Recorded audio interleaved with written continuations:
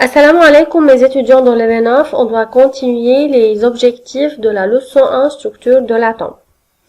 Les objectifs de cette vidéo sont définir les isotopes, écrire les symboles atomiques des isotopes d'un même élément, reconnaître que les isotopes sont présents dans différents pourcentages de leur abondance relative dans la nature. D'abord, pour savoir c'est quoi les isotopes, on a quelques questions. D'abord, combien de marques de voitures dans les images? On a 4 images différentes. Alors, combien de marques de voitures dans les images?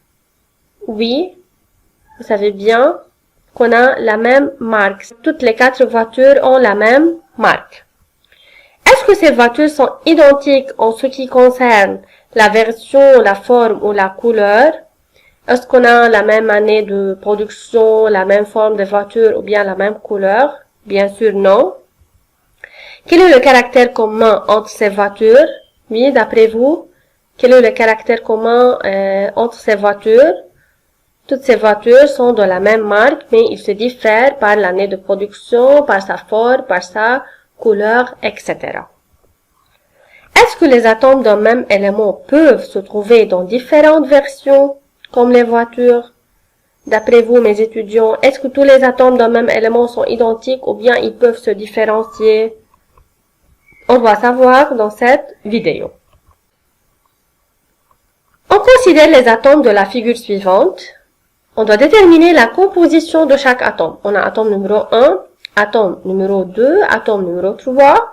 Et dans chaque atome, on doit déterminer le nombre de protons, neutrons et électrons. En concernant l'atome 1, quel est le nombre de protons de cet atome? Il est 1. Le nombre de neutrons, c'est 0. Pas de balle de couleur gris dans cet atome. Et le nombre des électrons, c'est 1. Pour l'atome numéro 2, il contient un proton, un neutron et un électron. Pour l'atome 3, il contient un proton, 2 neutrons et un électron. Très bien.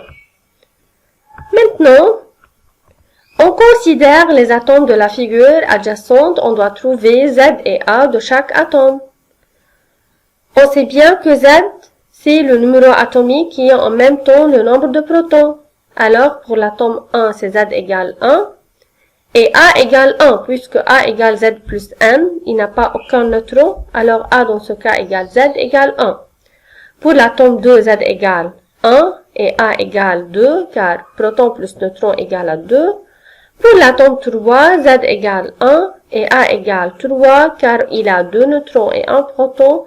Alors, le nombre de masse de l'atome numéro 3 est 3. Maintenant, on considère ces 3 atomes aussi. On doit identifier si les atomes suivants appartiennent au même élément ou non. D'après vous, mes chers étudiants, est-ce que ces 3 atomes différents appartiennent au même élément chimique ou bien non? Bien sûr, ils appartiennent au même élément car ils ont le même numéro atomique Z. Et on sait bien que Z identifie l'élément chimique. Puisqu'ils ont le même nombre de protons, puisqu'ils ont le même numéro atomique, alors ils appartiennent au même élément chimique. On considère les 3 atomes de la figure suivante aussi. Si ces atomes appartiennent au même élément, l'hydrogène H, on doit écrire le symbole atomique de chacun de ces atomes. Ces 3 atomes sont l'hydrogène. On doit écrire la représentation symbolique de chacun de ces atomes. D'abord, 1 c'est quoi? Très bien, c'est H11, c'est le même, X, A, Z. Z égale au nombre de protons égale 1 et A dans ce cas égale 1. Atome 2, H21, très bien. Et atome 3, bon, c'est H31. Ces atomes sont appelés les isotopes. Ces 3 atomes, ces 3 différents atomes sont des isotopes. C'est quoi des isotopes?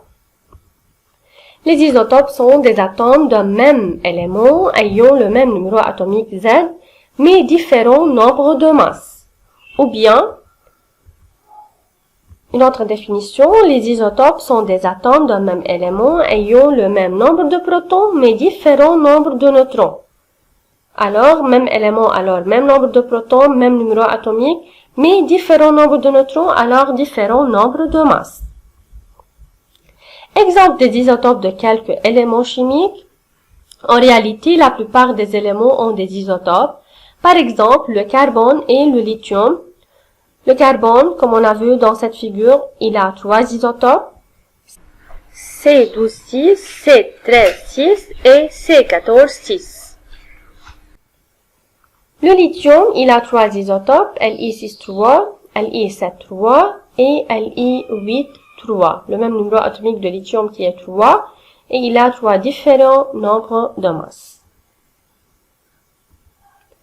Parfois, pour différencier entre les isotopes d'un même élément, on utilise la notation XA. X est le symbole de l'élément, A c'est le nombre de masses. Par exemple, on a C12, C13, C14, ou bien Cl35, Cl37. Alors, on a pour l'atome de chlore 2 isotopes. Le premier qui a comme nombre de masse 35 et le deuxième qui a le nombre de masse 37. F19, F20 pour l'élément de fluor. Maintenant, on doit parler du pourcentage d'abondance relative des isotopes. Les isotopes d'un même élément n'ont pas les mêmes pourcentages dans la nature. Le pourcentage d'abondance relative des isotopes dans la nature varie d'un élément à un autre. La somme des pourcentages d'abondance relative dans la nature des isotopes du même élément doit être égale à 100, car on parle de pourcentage, alors 100%. On a ici des exemples de l'abondance relative des isotopes de chlore et de magnésium. Le chlore 35, Cl35, il est présent dans la nature en un pourcentage de 75,76 et il reste pour l'atome de chlore 24,23% des atomes de chlore ont la forme Cl37. Mais pour l'atome de magnésium, on a la forme Mg26 est présente dans la nature en un pourcentage de 11%. 10% du magnésium il est présent dans la nature sous la forme de Mg25. 79% du magnésium est présent dans la nature sous la forme de Mg24. Les pourcentages d'abondance relative des isotopes de magnésium.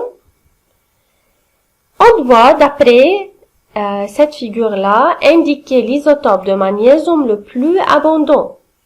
Que veut dire le plus abondant? C'est-à-dire qui se trouve dans la nature dans le plus haut pourcentage. C'est qui d'après vous? D'après le diagramme circulaire, oui, très bien, c'est Mg24, car il a le plus grand pourcentage qui est 79%. Indiquez l'isotope le plus lourd. Le plus lourd, c'est-à-dire le plus massique. Alors, quel isotope est plus massique de magnésium ou bien le plus lourd? Bon, très bien, c'est Mg26, car il a le plus grand nombre de masses A. Évaluation en donne les deux atomes représentés dans la figure suivante. On doit comparer la composition nucléaire de ces deux atomes. Vous savez bien que composition, c'est-à-dire le nombre des particules subatomiques.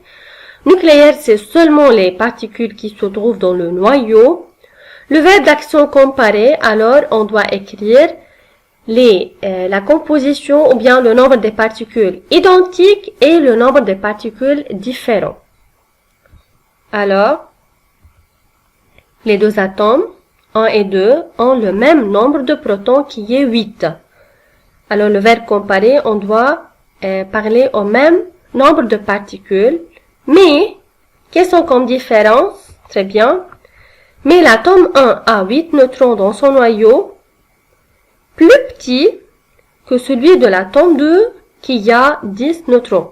Donc, pour répondre à cette question qui est comparer la composition nucléaire, on écrit que les deux atomes ont le même nombre de protons et on détermine ce nombre-là. Et en même temps, on écrit la différence entre ces deux atomes qui est le nombre de neutrons.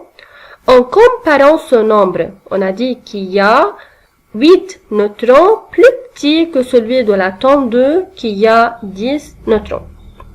Une autre question, mes chers étudiants, ces deux atomes sont des isotopes. Vous voudrez justifier pourquoi. Pourquoi l'atome 1 et l'atome 2 sont des isotopes? Bon, très bien. Car ils ont le même nombre de protons, mais différents nombres de neutrons. Bon. 3. Écris les symboles atomiques de chacun de ces atomes si cet élément est l'oxygène O. Vous voudrez me donner la représentation symbolique de l'atome 1 et de l'atome 2, et ils sont le même élément, l'oxygène O. D'abord, O 16, 8, très bien, car O est le symbole, 8 c'est le nombre de protons qui est représenté à gauche en bas, 16 c'est le nombre de masse qui est le nombre de protons plus le nombre de neutrons. Pour l'atome numéro 2, c'est O 18, 8. 8 est le numéro atomique. Pourquoi 18? C'est le nombre de masse qui est égal à 8 plus 10 égale 18. Vous avez comme devoir à retenir la définition d'un isotope et à résoudre l'évaluation.